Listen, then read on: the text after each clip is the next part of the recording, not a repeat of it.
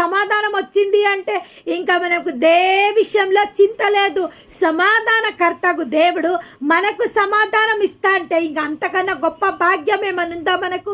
ఈ లోకంలో ప్రతి ఒక్క problem, every problem is a problem of wisdom. జ్ఞానం లేక ఆయన ప్రజలు ఏమైపోతుండ్రంట, నశించిపోతుండ్రంట. కానీ ఇక్కడ దేవుడు ఏమంటుండంటే, నా జ్ఞానమును నేను మీకు ఇచ్చి ఏమంటుండు, అప్పుడు సమస్త జ్ఞానమునకు మించి ఈ లోక జ్ఞానంలో ఈ లోకం ఏ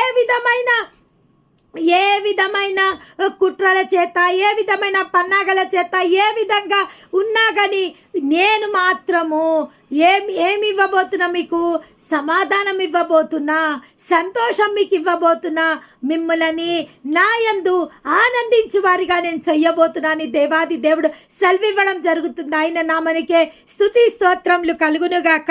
ఇక్కడ